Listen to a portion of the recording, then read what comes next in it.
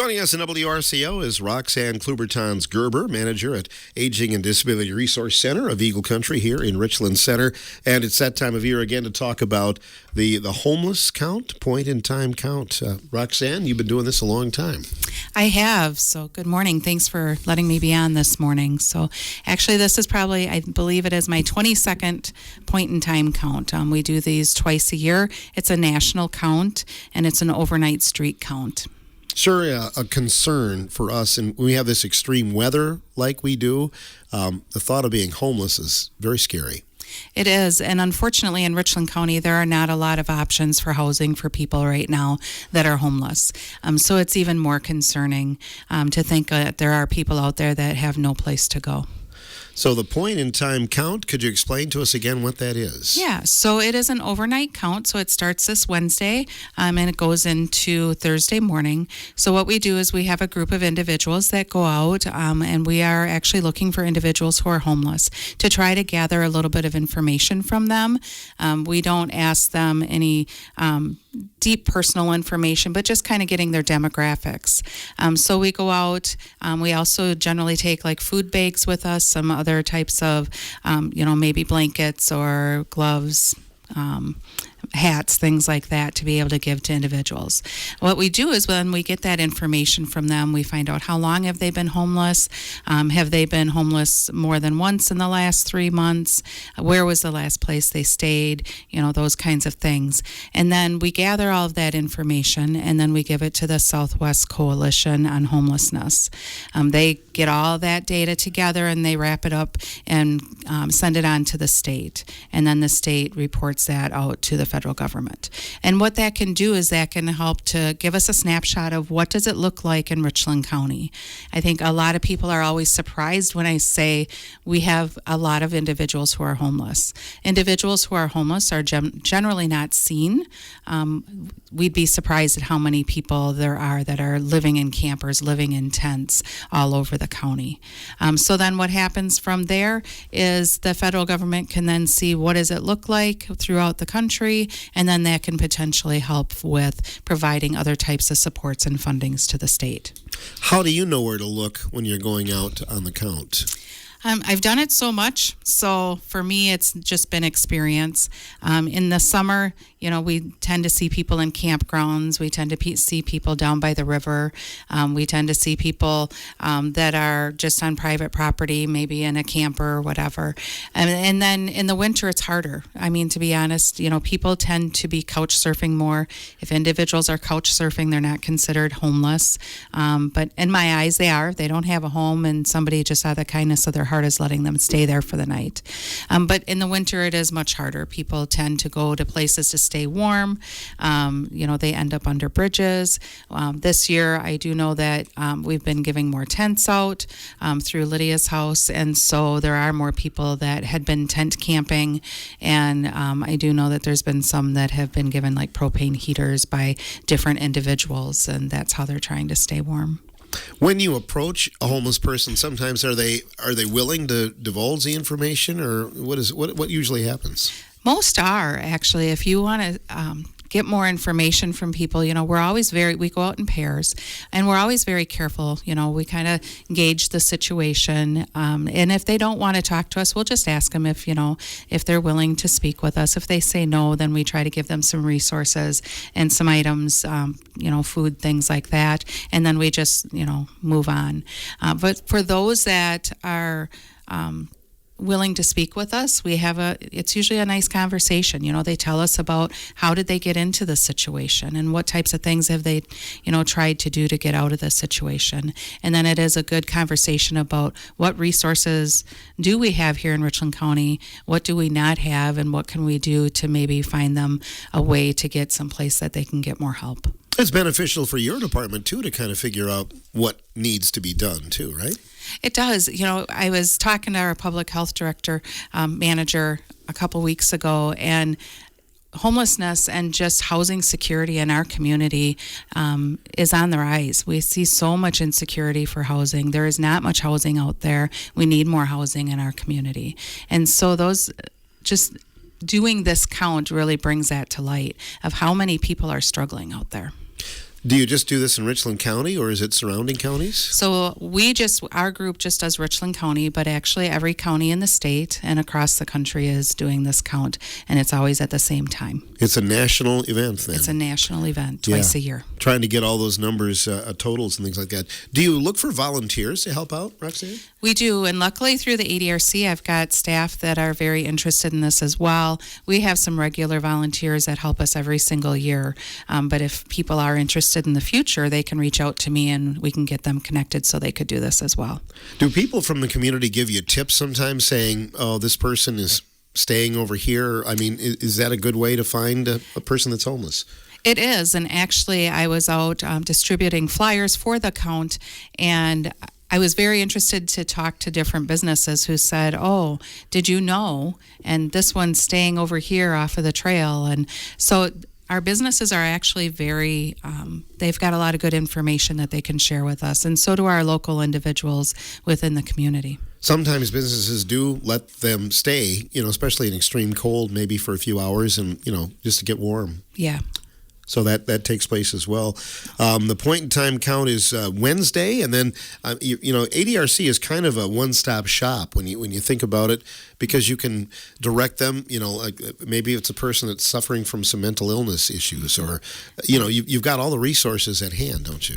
We do. It's interesting because when people walk into the ADRC, we never know what their situation is, but the resources that we have available and the staff that we have available are very, very, very good at sitting down, talking with people, finding out what are their needs and what types of resources are available.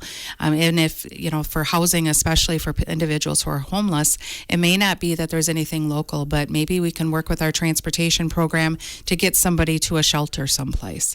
So our staff are really good at kind of getting all that information together and helping an individual.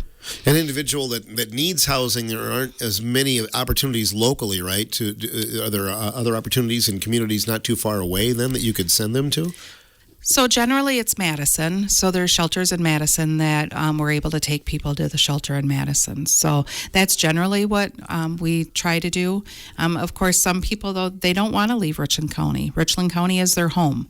So then it's, that trying to figure out, okay, are there any housing options available in Richland County? So those are kind of those conversations that people have with our staff on, where do they want to be and what kinds of options are there available. Is it seasonal as well, Roxanne? Do you find more homeless in the good months, than in the winter months? Generally I would say yes. I would say that is generally the case, but this year has been a particularly difficult year.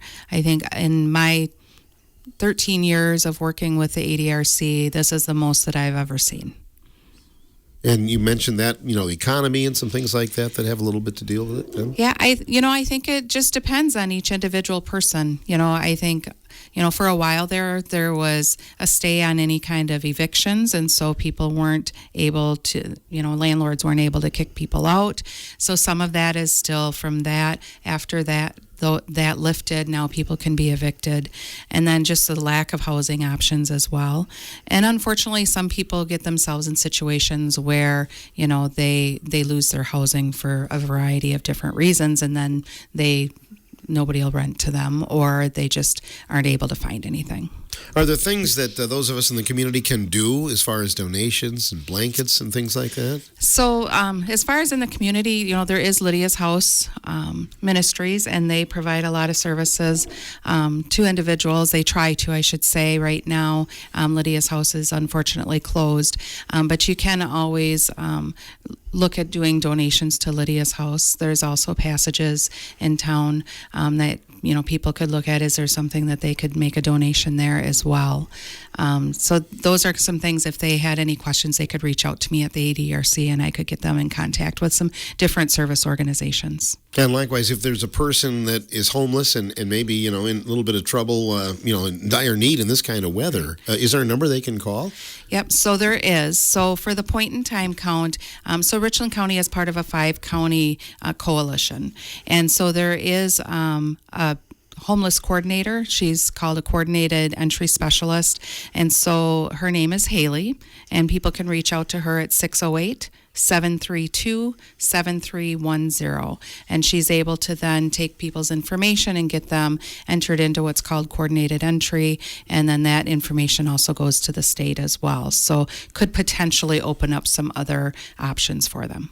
Speaking of the state, I understand there's a presentation from the state coming up in February. There is. So February 19th, there will be a state of homelessness presentation that the state will do. It'll be held virtually. And then we also will have it available for people to walk in to Health and Human Services on the 19th of February. And that will be from 1 to 3. So they will be able to then talk about what was the results from the point in time count and kind of what is that state of homelessness in our community locally. Okay, and that's coming up then next month. Anything else you want to talk about in terms of programs coming up here in the near future? So other programs, so just leaving the homelessness part, I'll talk a little bit about our men's shed. So our Aging and Disability Resource Center is actually working with the Lloyd Community Center and also with the Land and Conservation, can't talk today, department, and we are going to be starting a men's shed. So a men's shed is for men that are over 60 to be able to come together, congregate, socialize. We'll have some guest speakers, and I think Phil may know one of the guest speakers. Our first one is going to be March 11th, and that'll be at 11 a.m. at the Lloyd Community Center, and it'll be every month thereafter. But I do know that we're looking at hopefully doing a morning show to talk more about that. And then we also will be continuing our Rise and Dine program, so at the Phoenix. So that will be coming up. I don't have the dates for that yet, but we are hoping to continue that once a month. That was really popular. We did that in September, November, and December, and so that's also for individuals who are over 60, and that's for our senior nutrition program. We'll have some announcements coming on about that or when you can call and register, but I know people have asked about that. It's been popular. Yeah, we actually, Tanya Webster, she is our nutrition program coordinator, and she just did some information for me to do some reporting on that. And we had over 50 people that have never used our program before that went to the Rise and Dine. So that was really exciting to see that we're reaching other individuals besides our normal individuals. So yeah, it was a really great program. We've talked a little bit about the men's shed at Lloyd, too. I really look forward to hearing about that and seeing that. And as you mentioned, looking forward to being there for one of the events. But I went to first grade there, so it's kind of like a little reunion for me or something. Yeah, we're excited to have you come out. It's always good to have local celebrities come out and promote us a little. Over here is where I, got hit in the face by a ball during dodgeball, and so that should be fun. But the men's shed, again, you mentioned the ages, but it's kind of a good chance for guys to get together and do a little rapping. It is. And, the interesting thing is that women, we tend to congregate a little bit more and socialize a little more. But as men age, we see more and more that men aren't doing that. And so it really is a great opportunity for people to come together. It helps to encourage those social interactions. And it has been shown there's quite a few across the state that have been really successful. And it's really shown to decrease social isolation and loneliness and improve men's health. So we're really excited to be able to bring that to Richland County. Will there be a registration required for that, or can people just show up? Nope, there will be a registration because we will have a lunch with that as well. So there will be a registration required. That's coming up in March. Anything else this year you'd like to talk about? Oh, goodness. I think that's probably enough. My main thing was to be able to talk about the point in time count today. And that will start on Wednesday. Yep. And we'll continue for that 24-hour span there. So actually, it goes overnight from Wednesday until Thursday morning at 6 a.m. So it's an overnight count. Any idea of the numbers that we're talking about in the last year as far as homelessness in Richland County? Oh, goodness. I would say at any given time that what we know of is, anywhere from 10 to 30 people. I know the one summer when we did the point in time count, we found 47.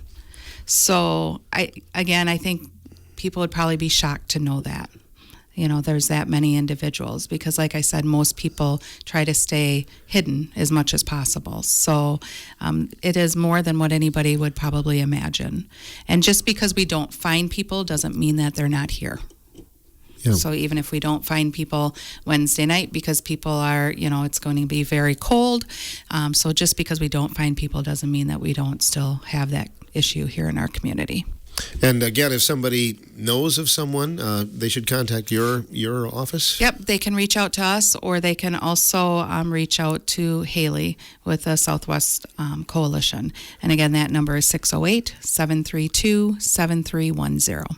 So what do? Take a long nap so you can stay up all night long, or how does that work? I don't sleep well anyway, so so I'm usually up at, midnight anyway, so I'll just go for a drive. Sure. And do you work with law enforcement as well? Yes. So law enforcement is always extremely helpful, and so they also will be out and about and as part of their normal work schedule, of course, but they'll also be looking for individuals who may be experiencing homelessness as well. And so law enforcement, they may talk with people and take the information, then they'll share that with me.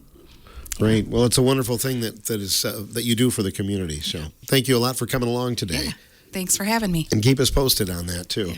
Roxanne Kluber-Tans-Gerber, manager at Aging and Disability Resource Center of Eagle Country. Again, the point-in-time homeless count coming up on Wednesday into Thursday in our community. Putting off those auto repairs can cost you more in the long run, so now's the time to be thinking about putting your tax refund to good use and scheduling an appointment for service work or new tires. Hi, this is Sean from Sean's Auto Repair and Performance. Whether it's cars, trucks, or SUVs, you'll get courteous, quality, professional service for imports and domestics. Stops in at 184 East Mill Street, downtown Richland Center, where you'll find oil, accessories, and car audio as well. Sean's Auto Repair and Performance, 649-2886. Cervical cancer is highly preventable with routine screenings and timely care. This Cervical Cancer Awareness Month, the Richland Hospital and Clinics reminds you, early action saves lives. Our newest providers, Dr. Claire Fletcher and Dr. Damalola Adesanya, are accepting new patients and can see you without a long wait. Don't put it off. Your health matters. Call today or visit richlandhospital.com to schedule. Prevention is powerful. Start today. Looking for the